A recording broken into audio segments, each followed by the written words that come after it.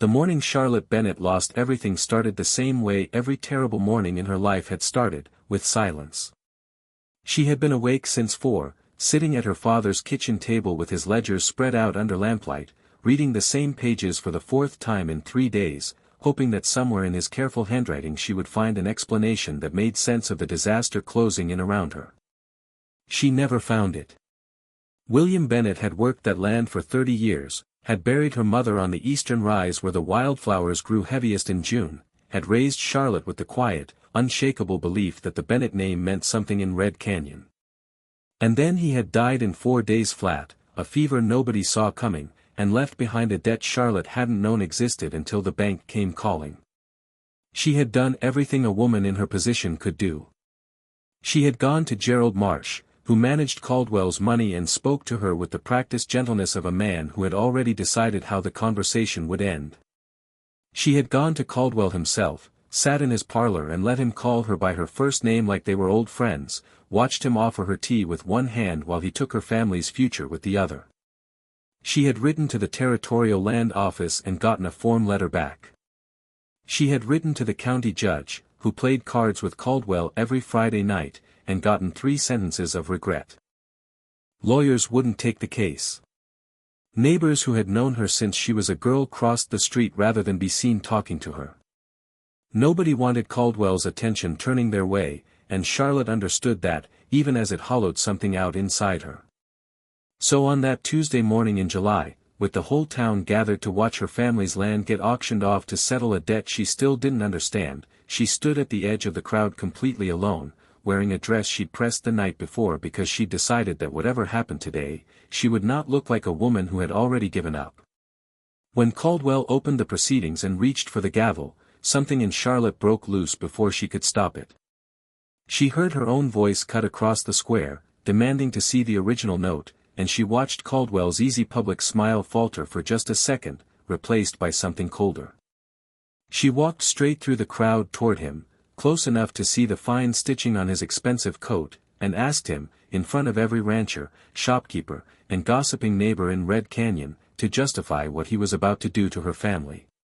He handed her the ledger like a man indulging a child, certain it would end the conversation. Instead, Charlotte found something in that document that made her go very still, a number tucked into the fine print that turned Caldwell's respectable business into something closer to theft. But before she could say another word, before the crowd could even finish murmuring, a sound rolled in from the north road that stopped every conversation in the square dead. A horse, ridden hard, coming down off the mountain like it had somewhere urgent to be. Nobody in Red Canyon recognized the rider at first, only the dust cloud trailing behind him and the unmistakable urgency in the way his gray horse tore down the main road like the animal itself understood there wasn't time to spare. He didn't slow for the crowd the way most riders did out of habit.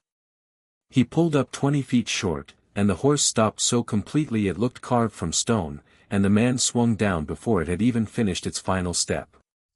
Charlotte watched him move through the gathered townspeople the exact way she had minutes before, people stepping aside without quite knowing why they were doing it, some old animal instinct recognizing a man who wasn't going to be stopped. He was tall, though not the tallest man she'd ever seen, but he carried himself like the space around him belonged to him. Canvas shirt, sleeves rolled to the elbow. Boots that had seen real work.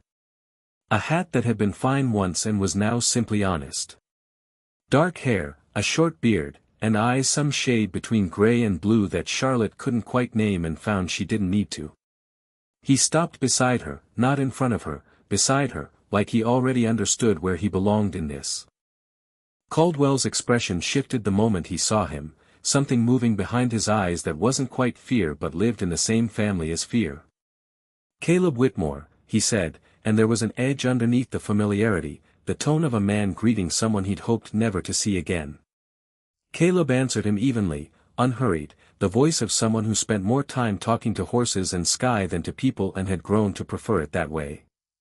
Then, without ceremony, he reached into the saddlebag still strapped to his horse's flank and pulled out a canvas sack that hit the auction podium with a sound the entire crowd recognized instantly.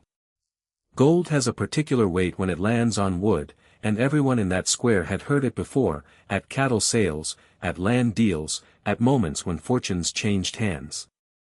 $4,200, Caleb said. The debt, plus interest at the legal rate, considerably less, he added, than whatever Caldwell had actually written into that note. Caldwell's composure cracked for the first time all morning. He argued technicalities, insisted the transaction couldn't happen this way, but Caleb met him with a calm, immovable logic. The auction hadn't opened. No bid had been called. Which meant, by the letter of territorial law, the foreclosure wasn't finished, and a third party still had every right to settle the debt outright. The county recorder, a nervous, honest little man who worked in Caldwell's shadow but not for him, confirmed it in front of the whole town. Charlotte stood frozen, staring at this stranger who had ridden down off a mountain she couldn't even name, carrying enough gold to undo the worst morning of her life, acting like all of it had been planned. Like she was someone he already knew. Like none of this was extraordinary to him at all. "Who are you?" she finally managed, her voice cracking despite every effort to keep it steady, and Caleb turned to look at her the way no one in Red Canyon had looked at her in 6 weeks, not at her situation, not at what she represented, but at her.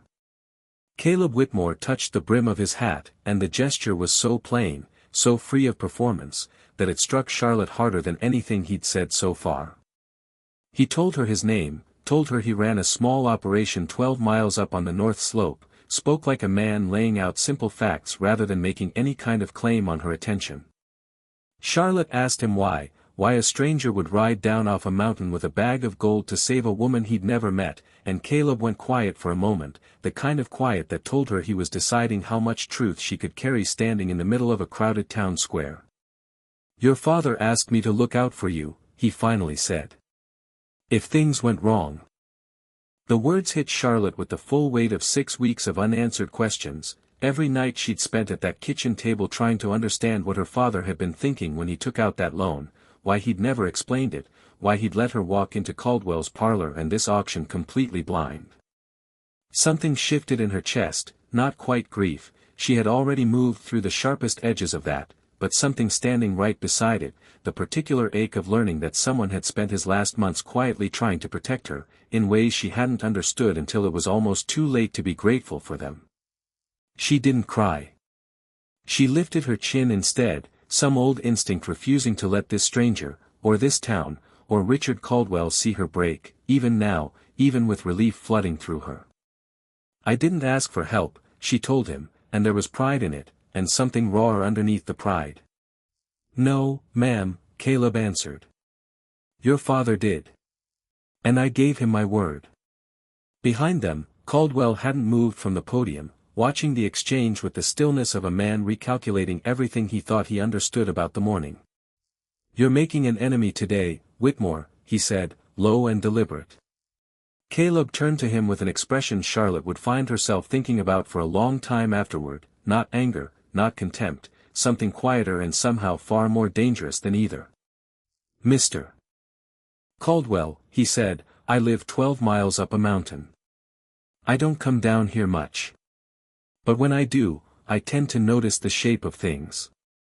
He picked the gold back up off the podium and set it in front of the county recorder instead, told him plainly to count it and write Miss Bennett her receipt. Nobody in the square spoke while it was counted. Caldwell stood rigid and silent through the entire process, watching 30 years of patient scheming come apart in front of the only town he'd ever needed to fear. When the receipt was finally placed in Charlotte's hands, she stared at it like she wasn't sure it was real, folding it with careful, deliberate movements, because some part of her understood that this single piece of paper marked the end of one story and, though she couldn't have known it yet, the very beginning of another one entirely. If this story hit you, don't scroll past it, subscribe now, because Caleb and Charlotte's journey is just getting started. Drop a comment and tell me, would you have bet everything on a stranger?